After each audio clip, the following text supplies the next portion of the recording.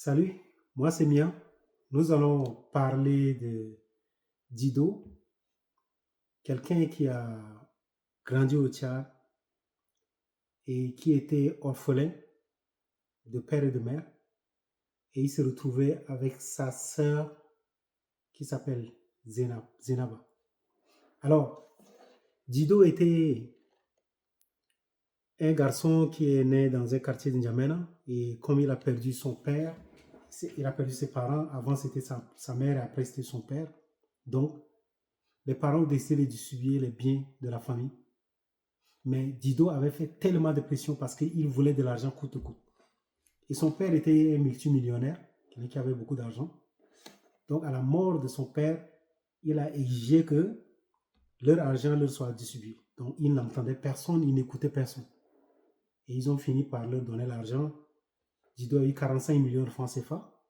Mais les oncles ont décidé de créer des clauses, des documents que Dido a aussi signés, parce qu'il voulait rapidement l'argent. Il ne devait pas vendre la maison familiale. Donc, quand il a eu son argent, il est allé dans les quartiers où il y a beaucoup de bars, il passe tout son temps dans les bars, il a commencé à gaspiller l'argent et il a rencontré une fille dans les bars qui s'appelle Victorine. Et de cette rencontre-là, ils sont devenus des amis et Dido a commencé à voyager avec la fille. Ils sont allés à Cotonou prendre l'avion. La fille qui n'a pas pris l'avion un jour, elle a pris de l'avion avec Dido. Et Dido est parti dans la famille de la fille, Victorine, pour faire des cadeaux, et ainsi de suite. Et ils ont vécu comme ça. Dido a vécu 100 à l'heure. Et un jour, il passait juste, il a heurté ses pieds, son pied a heurté contre une pierre. Et il allait commander des bennes pour arranger la devanture de la maison, du goudron jusqu'à sa maison. Voilà, c'est comme ça que c'était passé. Dido a tout gaspillé l'argent de l'héritage. Et après cela, Dido ne sait comment faire. Il n'avait pas d'argent. Entre-temps, il avait amené Victorine chez lui. Ils vivaient ensemble. Et il n'écoutait personne. Victorine était d'une autre religion que Dido. Mais Dido, lui, n'écoutait personne dans le quartier. Et c'est comme ça que c'était passé. Et quand l'argent était fini, Dido ne savait quoi faire. Et il a décidé, il a demandé à Victorine de rentrer chez ses parents, de quitter la maison. Victorine lui a demandé pourquoi tu veux que je rentre. Tu dois donner des raisons qui n'étaient pas très fondées. Donc, Victorine avait dit que non, elle ne va pas rentrer chez ses parents. Elle va rester avec lui. Dido a essayé d'utiliser tous les moyens et finalement, Dido a commencé à faire des menaces contre Victorine pour lui dire qu'il faudrait que tu quittes la maison et que tu rentres chez tes parents. Donc, c'était comme ça que Victorine avait dit qu'écoute, tu veux que je rentre chez mes parents, il n'y a pas de souci, mais on s'est rencontrés, tu avais beaucoup d'argent, on a voyagé, tu m'as fait découvrir les choses, c'est grâce à toi que j'ai eu ceci, cela. Maintenant, tu n'as pas l'argent et tu veux que je rentre. Ça, je ne vais pas le faire. Si tu veux que je rentre, tu dois retrouver l'argent que tu avais avant. Si tu retrouves l'argent que tu avais avant, quand on s'était rencontrés, moi, je vais partir. Mais dans cette situation-ci, moi, je ne vais pas partir. Je ne vais pas te laisser partir. Et comme Victorine a vu que ça n'a pas, Dido avait vu qu'il n'y avait pas de solution, il était obligé de dire à Victorine, mais quel est ton problème? Pourquoi tu cherches des problèmes? Moi-même, je t'ai aidé, je veux que tu rentres, tu ne veux pas, pourquoi? Et Victorine a dit que non, je ne vais jamais rentrer. Dido lui a fait savoir qu'écoute, moi, je ne veux pas vivre l'humiliation. Les gens du quartier, la famille vont beaucoup se moquer de moi.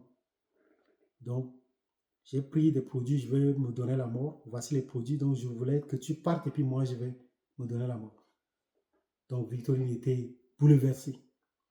C'est comme ça que Victorine a dit à Dido qu'il doit faire des efforts, mais Dido a dit, bah, écoute, je ne vais pas me suicider, mais je ne sais pas comment faire pour vivre. Alors Victorine, qui connaissait sa maman qui faisait le commerce des légumes au marché, elle n'avait pas besoin de beaucoup d'argent pour aller acheter des légumes et revendre.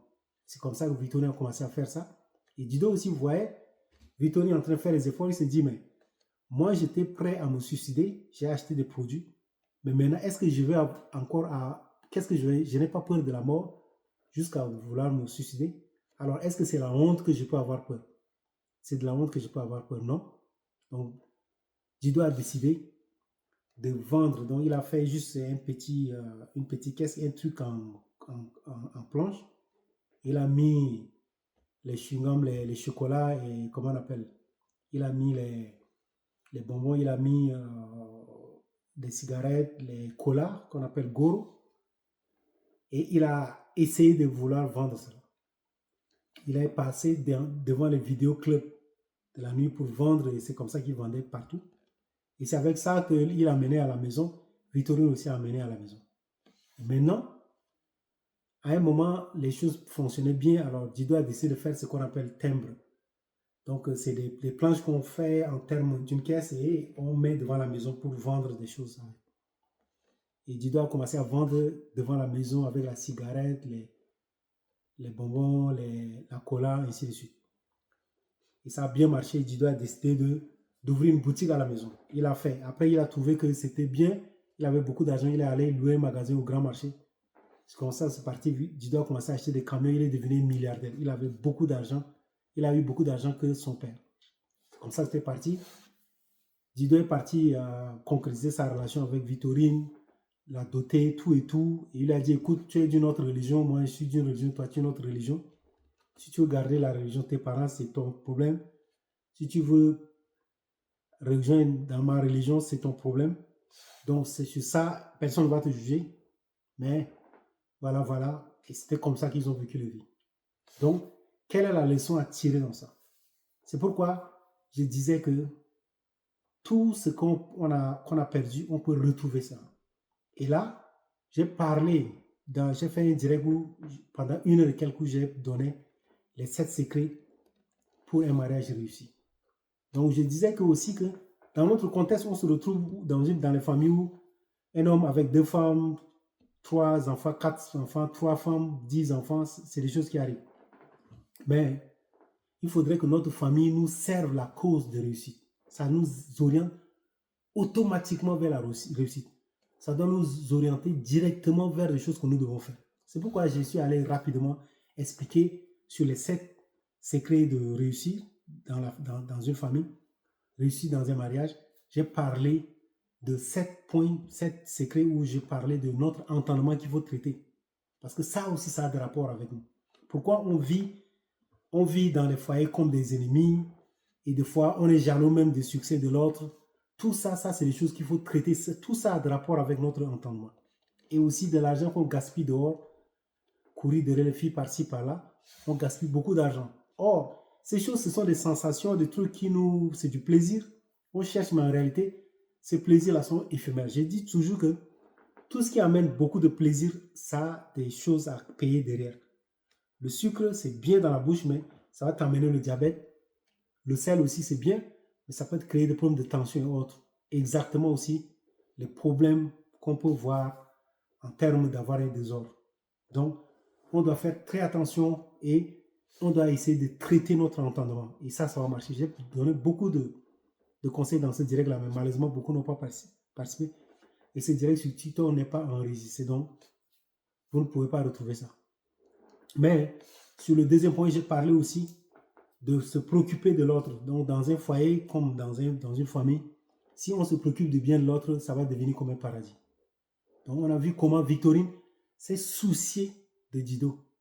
Victorine s'est mise à la place de Dido. Il y a des gens, tu leur fais beaucoup de bien dans la vie, mais ils ne vont jamais tenir compte. Le jour où ils vont commencer à vous déconner, ils s'en foutent de tous les sacrifices que tu as fait dans ta vie. Mais ces gens-là ne savent pas qu'ils se font eux-mêmes du mal. Donc, l'histoire de Victorine, elle a vu comment Dido a utilisé son argent pour s'occuper d'elle. Maintenant que Dido n'a pas d'argent, Victorine revient en elle. C'est ça le sens de l'homme. C'est ça le bon sens. Et c'est légitime. Et Victorine a donné la possibilité à Dido de rêver. Donc, dans nos familles aussi, c'est des choses comme ça qu'on ne fait pas. Des fois, quand il y a un problème qui arrive, c'est la catastrophe. Il y a des femmes qui quittent leur mari parce qu'ils n'ont pas d'argent. Il y a des hommes qui quittent leur femme à cause d'argent aussi. Donc, tout ça, c'est trop de mélange. Aujourd'hui, il y a des couples que dès qu'ils viennent en Europe, ils viennent aux États-Unis, ils viennent partout en Occident, automatiquement, c'est le divorce. Parce qu'on comprend les choses bizarres. Certains vont divorcer et c'est 10 ans, 5 ans après qu'ils vont regretter. Donc, il faut essayer de traiter son entendement. Et il faut se préoccuper de son partenaire. Et j'ai déjà expliqué cela. J'ai parlé aussi sur le troisième point qu'il faut établir les règles. Par exemple, dans une famille, vous établissez les règles. C'est comme dans un pays où il y a les lois.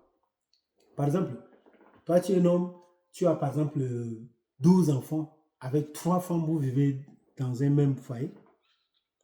Et vous vivez dans une situation comme ça. Vous devez faire attention parce que les enfants ils vont sortir de votre famille, vous pouvez mettre même des ennemis à vie. Mais c'est à vous d'établir les règles. Essayez de voir si l'aîné a 26 ans, le second a peut-être, je ne sais pas, 24 ans, je ne sais pas. Essayez d'établir les règles.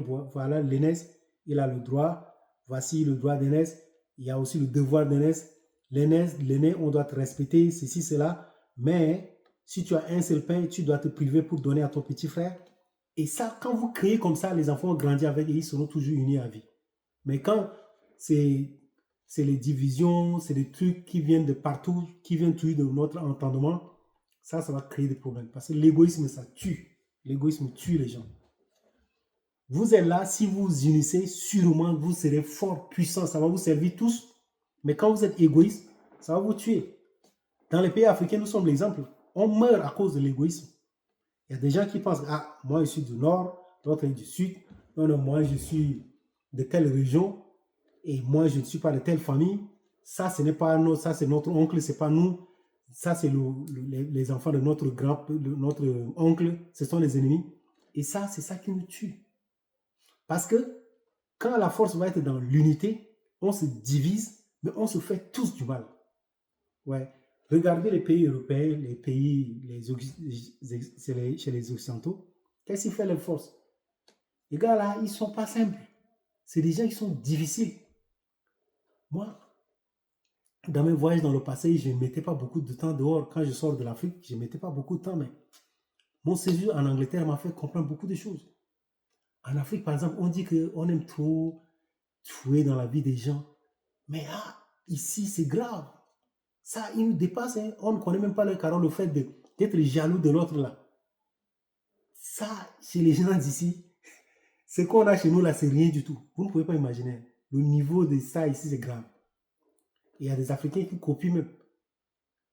Parler mal des gens ou bien tu t'énerves pour l'autre. Non, les gars là, ils sont très forts dedans, ils nous dépassent même. C'est à un niveau très très élevé. C'est-à-dire ici, par exemple en Angleterre, ça c'est... Moi, il y a des pays où je n'ai pas visité, où je n'ai pas mis beaucoup de temps, donc je ne peux pas connaître la mentalité des gens. Mais tu es obligé de garder certaines choses. Si tu exposes certaines choses, ça serait pour ton mal. Or, en Afrique encore, c'est encore bien. Mais vous pensez que des fois, là, on dit que ça, chez eux, là, c'est... Mais non, non. Ce qui les aide, c'est les règles qu'ils ont établies, là. C'est ça qui les couvre tous. Parce que ici, c'est les mairies, les communes, les councils, là, qui gèrent le pays même. Vous prenez par exemple Yaoundé, vous prenez par exemple Libreville, vous prenez par exemple Cotonou. C'est des villes qui gèrent, ça veut dire qui collectent de l'argent et qui gèrent même. À tel point que si tu as un problème avec la commune, il faut régler vite. Il y a des choses qui peuvent t'amener en prison. Hein. Comme de l'amusement, s'il y a des tickets qu'il faut payer, si tu oublies, ça va te créer des problèmes. Parce qu'ils sont stricts là-dessus, parce que ça a des rapports avec la vie commune. Donc, les règles, alors, ça les protège. Donc, quand on établit des règles, ça va beaucoup nous aider. Ça va beaucoup nous aider. Et on fonctionne avec les règles et tout le monde va comprendre que non, ça c'est notre bien à nous tous. Si on n'arrange pas, on ne va pas s'en sortir. Et si on essaie de comprendre comme ça, là, dans nos états, on va s'en sortir. On va s'en sortir parce que c'est ce qu'on arrange là qu'on va... Donc, c'est la même chose pour les familles. Quand vous établissez des règles dans les familles, ça va marcher. Voilà. J'ai parlé aussi de... Point 4, j'ai parlé aussi de... Et une vision. Je disais que dans les pays où, par exemple, il y a souvent des conflits agriculteurs-éleveurs, vous prenez par exemple le Nigeria, il y a des régions où les éleveurs, c'est grave. Hein. Conflit éleveur-agriculteur au Nigeria, ça c'est grave, c'est ce qu'on ne s'est jamais vu. Mais les Nigérians, les éleveurs nigériens, ils ont trop peur des policiers. Quand tu parles policiers là, ils ont trop peur. Mais des dégâts qu'ils font, vous ne pouvez pas imaginer. Ça c'est grave là. Des fois, ils viennent là, ils détruisent un champ systématiquement. Donc, dans ce contexte, il y a ces crises là partout, surtout en Afrique. Donc, quand vous avez une vision déjà, ça va vous aider parce que le point numéro 5 va vous aider. C'est que vous pouvez déjà planifier, bon, on veut avoir une ferme. Donc, ne vous précipitez pas, faites ça bien, planifiez ça. Vous voulez acheter une ferme, vous avez par exemple 5 fermes, une ferme, une ferme de 5 hectares, où l'hectare va coûter 500 000 par exemple. 5, ça va faire 2 500 000. Maintenant, vous allez utiliser le point numéro 5 pour avoir de l'argent pour faire ça. Donc, la ferme là, si c'est une ferme, vous pouvez même faire des pépinières de citronniers chez vous-même ou bien dans un endroit où il y a de l'eau. 1000 pieds de citronniers, des citronniers, par exemple. Et là, si vous faites par exemple 5000 pieds, vous pouvez un jour mettre les barbelés et mettre, comment on appelle les citronniers là, même de 1 mètre, 1 mètre ou 1 mètre et demi, 1 mètre et demi, pardon. 1 mètre c'est trop serré, 1 mètre c'est aussi bon. Mais vous pouvez par exemple mettre 1 mètre et demi par exemple. Ça dépend. Mais quand ça va grandir, aucun bœuf ne peut entrer dans votre champ. Et là, vous avez tout le champ. Maintenant, c'est le projet de forage. Et vous pouvez cultiver 12 mois sur 12. Et faire ça d'une manière stricte et disciplinée pour pouvoir avoir du rendement. Donc, ça peut être une vision pour vous. Moi, je ne vous conseille pas d'avoir la vision des associations, des ONG. Si vous ne savez pas pourquoi les associations sont gratuites, les associations ne payent pas les impôts. Vous ne savez pas pourquoi. Donc, vous faites l'association pour donner de l'argent aux gens, pas pour gagner votre vie avec. Ne faites pas ça. Ça ne va pas vous arranger. Je vois beaucoup de gens, ils ont un projet, c'est une association créée. Je vous conseille plutôt de créer une entreprise. Ça va beaucoup vous aider si c'est une entreprise. Donc, voilà, vous pouvez avoir une vision, un projet comme ça et créer des trucs en tant que famille. Parce que si vous ne vivez pas avec une vision, c'est ça qui va amener des problèmes de division. Vivez par rapport à une vision. Établissez les règles et chacun respecte les règles. Ça va arriver à un niveau où, même si vous avez de l'argent, vous avez des règles déjà qui sont établies, vous pouvez vous en sortir. Voilà. Donc, j'ai parlé aussi du point numéro 5 qui est épargner. Tout ce qui entre comme argent, essayez d'épargner. Si c'est un don qu'on vous a donné, si c'est un bien que vous avez vendu, quelque chose qu'on vous a donné, épargnez. Vous pouvez épargner 10%, 5%, 15% ou 20%. En tant que famille, bien sûr. Vous pouvez épargner cela et aussi essayer de mettre quelque part. Si vous avez une famille, je connais des familles où un seul père avec 20 enfants, par exemple, ça c'est une grande richesse. Vous pouvez vous unir, établissez des règles. Les règles sont simples. Vous pouvez dire, écoutez, on prend quelqu'un ailleurs on va avoir par exemple un compte, allez chez les banquiers, dites que nous on va avoir un compte commun, un projet d'entreprise, mais on veut il faut des signatures, peut-être plus A, plus B, plus C, plus D, plus C. Vous êtes même 5 sur un truc. Donc, établissez toutes les règles qui vont créer la confiance. Ouais, je reviens toujours de l'exemple, surtout en Angleterre, où vous pouvez assister à un rendez-vous, on t'appelle pour vérifier quelque chose. Quand tu arrives dans une institution et tu connais bien la personne qui est là, vous causez, c'est un ami même. Et il va commencer à te poser des questions. Si c'est en Afrique, peut-être tu vas t'énerver même. Pourquoi? Parce qu'il va te poser des questions pour vérifier si c'est toi. Il va te demander ton acte de naissance, ta date de naissance. Or, le gars, il te connaît bien, hein, mais il vient là pour la séance, là. Il te demande ton acte de naissance, ta date de naissance. Tu lui dis, d'accord. Après, il lance l'appel pour voir si c'est toi. Donc, tu vas voir. Donc, les Anglais font cette vérification à plusieurs facettes. Tu dis le nom, mais il fait ça. Des fois, là, ok, c'est bon. C'est toi, bien. Mais pour te donner la chose, là, ils envoient encore par la poste pour que ça te revienne. Donc, avec toutes ces possibilités, c'est parce que chez eux, c'est encore grave que chez nous. En termes d'escroquerie, en termes d'usurpation, il y a tellement de trucs qu'eux, ils connaissent. Donc, c'est ça. Moi, je ne sais pas. Je me dis que peut-être qu'eux, ils réussissent rapidement à cause des problèmes qu'ils ont eu. Parce qu'il y a tellement de contenu, surtout en Angleterre. Il pleut 12 mois sur 12. Il y a un seul mois seulement de saison sèche. Le mois de saison sèche, là, par exemple, cette année, en août, vous pouvez passer un mois sans pluie. Mais cette année, on n'a pas fait un mois et puis la pluie arrive. On a fait 2 semaines et demie de saison sèche, je crois. Donc, voilà, ça, c'est des conditions climatiques très difficiles. Peut-être c'est ça qui les a aidés aussi. Donc, il faut toujours épargner de l'argent. Ça va vous aider. Épargner de l'argent, épargner 10%.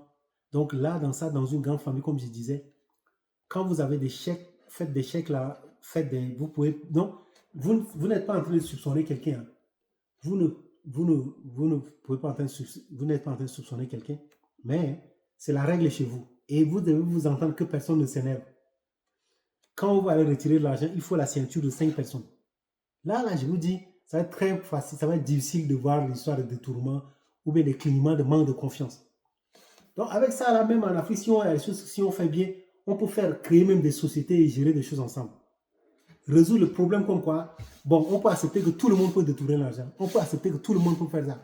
Mais quelle est la solution à apporter sans tenir compte des relations, des sensations, des sentiments?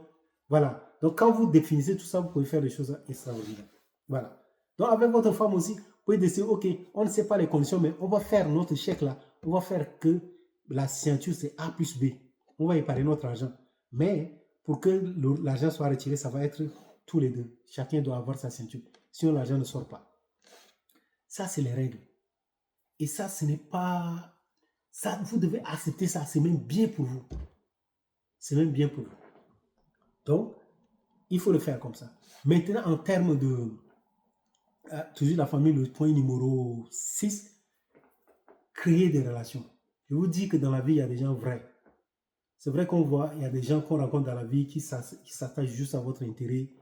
Un événement passe, tu es devenu célèbre. Beaucoup de gens vont t'appeler. Dès que l'événement passe, personne ne t'appelle. Vous avez un poste ministériel, tout le monde t'appelle. Quand c'est fini, personne ne t'appelle. Tout ça, on connaît. Il y a des gens faux. Les gens faux sont beaucoup dans la vie. Donc, il y a aussi des gens vrais, je vous assure. Ça, je sais de quoi je vous parle. Il y a des gens, des amis, quand on peut créer, qui peuvent être là à tout moment. Il y a des gens sincères dans la vie, je vous assure. Je sais de quoi je vous parle. Donc, cherchez à créer ces relations avec les gens. Et il ne faut pas s'attendre à trouver des produits finis, des gens qui sont bons comme ça, non. Des gens que vous pouvez traiter, les amener à comprendre que la vie, ce n'est pas seulement le matériel, ce n'est pas seulement les sensations. Donc, vous voyez quelqu'un que vous pensez qu'il peut être ami de la famille. Ça peut être un foyer, une famille aussi. Ils ont des problèmes, allez les aider. Maintenant, quand ça marche bien chez eux, ils vous oublient, restez dans votre silence. Le jour où ils ont des problèmes, allez les aider encore. Plusieurs fois, parce qu'on a aussi notre entendement qui est là. Il y a des gens où vous pouvez faire 1000 fois, ça ne va pas marcher. Ça, je suis conscient. Mais des gens, vous allez faire comme ça, vous allez les gagner à vie. Parce que quand vous créez des relations en dehors du matériel, c'est des relations qui vont durer. Parce que le matériel, c'est éphémère. Tout ce qui a de rapport avec le matériel, c'est des choses qui ne vont pas aller loin. C'est pourquoi aussi, quand vous avez des projets de mariage, faites très attention. Si c'est l'attirance seulement qui va vous unir, est-ce que quand il n'aura pas l'attirance, si c'est le sexe, quand il n'aura pas ça, comment ça va marcher? Voilà. Comment ça va marcher? Comment ça va marcher pendant ce temps-là? C'est ça qu'il faut aussi voir. Donc, faites très attention par rapport à cela. Donc, fondez vos raisons sur des choses durables, des choses qui vont durer, pas des choses où, par exemple, quand c'est ça la sensation, et après, quand ça disparaît, parce que tu peux être fan de quelqu'un aujourd'hui, et après, là, tu n'es plus fan de la personne, c'est pas pour toujours. Hein. Et quand ça disparaît, quelle est la raison qui va motiver de rester ensemble? Tout ça, il faut voir. Donc, tout ça, il faut essayer de voir tout ça. Donc, créer des relations avec les gens. Créer des relations avec les gens. Mais ne laissez pas n'importe qui entrer dans votre famille. Parce qu'il y a des gens où il n'y a pas de raison. Faites très attention. Il y a des choses peut-être qu'on va dire dans le futur, mais il y a des gens où ça ne sert à rien de les ouvrir la porte de leur famille. Parce qu'ils vont entrer pour détruire. Donc, cherchez de bonnes relations avec les gens. Traitez les gens. Essayez de voir. Ça ne marche pas. Et quand vous avez quelqu'un qui s'intéresse à vous, réellement ce que vous êtes, essayez de garder de bonnes relations avec la personne. Il faut l'appeler, comment il va, la famille. Ces choses-là, ce sont des choses vraies. Maintenant, les gens aujourd'hui, leur tête là est bourrée parce qu'ils lisent des livres, ils entendent des trucs qui les ont déformés carrément. Et c'est des gens, il faut juste les regarder. Et regardez-les, lisez-les, regardez-les pendant un temps, vous allez voir. Il suffit juste de laisser un peu de temps, 3 ans, 4 ans, 5 ans, c'est quelqu'un qui s'éteint directement. Donc, il y a des livres, des enseignements qui sont destinés pour les politiciens, les hommes d'État, des choses qui n'ont rien à voir avec notre vie quotidienne. Mais vous prenez ces choses-là, vous prenez cela, vous mettez en pratique. Ça ça va vous faire chaud. Il y a des exemples que il y a des histoires que je vais vous raconter ici avec le temps, vous allez comprendre ces choses-là. Donc, ne soyez pas embrouillés dans la vie. Vous avez besoin de garder de bonnes relations avec les gens. Vous avez besoin de construire de bonnes relations avec les gens. Mais ça ne veut pas dire que vous serez un bonbon.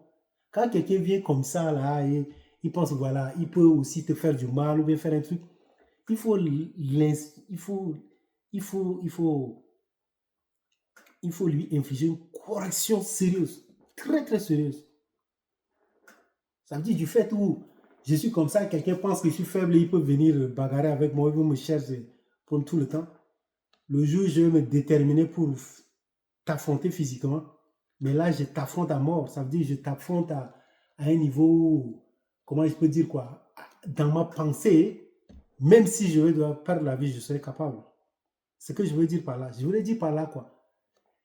Ne pensez pas quand on fait du bien, c'est une faiblesse. Faites du bien en étant fort. Mais quand quelqu'un pense que bon, c'est parce que vous faites du bien, il veut faire un truc, il veut profiter de votre faiblesse, il pense que c'est une faiblesse que vous avez, et qu'il veut faire un truc là, il faut l'infliger une correction très très sérieuse. Sévère en fait. Voilà, et ça va vous aider. Il faudrait qu'on dise, ah, lui, il est bien, mais il a aussi le côté rouge. Hein. C'est très important dans la vie d'aujourd'hui. Je sais de quoi je vous parle. Mais il va falloir construire la vie comme ça. N'écoutez pas les trucs qui se disent comme ça partout dans la vie d'aujourd'hui. Il faut essayer de construire la vie avec les gens. Il faut essayer de construire la vie avec des gens et ça marche.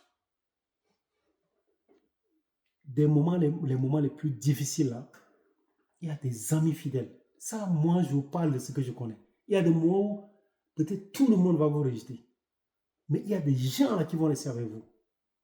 Mais vous êtes obligé de créer des relations avec les gens. Les gens matérialistes, des gens sensationnels, c'est des gens qu'il ne faut pas, il faut être très, très prudent avec eux. Mais des gens, vous pouvez gagner. Il y a des gens que des fois, là, ils n'étaient pas comme ça, mais la situation l'a amené, il a changé de comportement. Mais ils sont récupérables. Mais il y a des gens aussi qui ne sont pas récupérables, mais que vous pouvez aussi récupérer. Donc, c'est pourquoi il faut essayer de créer des relations avec les gens. Et les amis de la famille. Telle famille-là, c'est notre ami. Ça veut dire, telle famille, c'est notre ami. Le jour, ils sont dans le malheur. Venez chez eux, restez avec eux. Passez du temps avec eux. Ils ont connu un accident, restez avec eux. Est-ce que ça, là, je peux faire ça? Tu peux les aider. Telle chose, bon, j'apporte les fruits, vous mangez, restez avec eux. Quand ça marche, le jour où, par exemple, tout va bien chez eux et qu'ils vous tournent le dos, restez tranquille. Ne les critiquez jamais. Mais le jour où ils vont être encore dans le problème, repartez vers vous pour les aider. Vous allez savoir que, vous allez vous rendre compte que tôt ou tard, ça va marcher. Voilà. Parce que les gens aujourd'hui sont comme ça, des fois, c'est à cause de l'environnement. Donc, ils ont peur. Et des fois, là, c'est l'intérêt, c'est la vie de tout de suite, là. Mais quand ils voient quelqu'un de différent, ça les rappelle que non, moi aussi, j'étais comme ça avant et c'est la vie qui m'a déformé. Et des fois, ils vont changer, vous pouvez avoir des amis à vie. Et ça arrive dans la vie. Vous êtes obligé de créer ça. Pourquoi? Parce que tout être humain est deux fois appelé à affronter des situations dans la vie où, si vous n'avez pas des amis fidèles, il n'y a rien qui va vous sauver. Il y a des situations comme ça dans la vie. C'est pourquoi je voulais beaucoup faire comprendre ça. Voilà, donc, il faut aussi, le dernier point maintenant, vivez pour votre cause. Moi, dans le contexte africain, où nous avons beaucoup de difficultés, des défis à relever, moi, je voudrais qu'on vive pour des visions, pour des causes. Pas comme ça. Pas vivre comme ça. Dans votre foyer, dans votre famille, dans votre couple, quand vous avez une vision, vous vivez pour ça. Vous sortez le matin, vous faites ça. Faites ça, faites ça. Mettez la pression un jour. Ça va éclater, vous n'allez rien comprendre. Des fois, vous allez dire, mais est-ce que c'est vrai nous? C'est bien nous. Et quand vous vivez pour votre cause, pour votre vision, ça va vous épargner des trucs inutiles. Vous savez, ça va vous épargner des trucs vraiment inutiles. Mais quand vous ne faites pas ça, tout le temps, vous allez avoir des problèmes, des trucs bizarres à résoudre et ça va vous fatiguer pour rien. Moi, je vous conseille plutôt de vivre pour votre cause, votre vision. Et ça va marcher. Voilà. C'était bien. Je cherche premièrement à faire réussir mon mindset avant de réussir dans mes projets. Ce que je vais te dire, pour terminer, c'est quoi? C'est que si tu ne t'es pas encore abonné, il faut abonner à cette chaîne. Pourquoi? Parce qu'il suffit juste de surcharger ton mindset, ton entendement, des choses que nous disons, pas des choses de distraction ou bien de loisirs. Et ça, un jour, ça va te réveiller tout ça. Donc, il faut, quand tu vas t'abonner, qu'est-ce qui va se passer? C'est que quand on va poster une vidéo, mais quand on va être en direct, ça va te signaler et ça va te pousser à venir nous écouter. Et ça te fait du bien à toi-même. C'est pourquoi je voulais juste te demander de t'abonner à cette chaîne et de partager dans ton entourage à tes amis. Voilà, c'était bien. Ciao.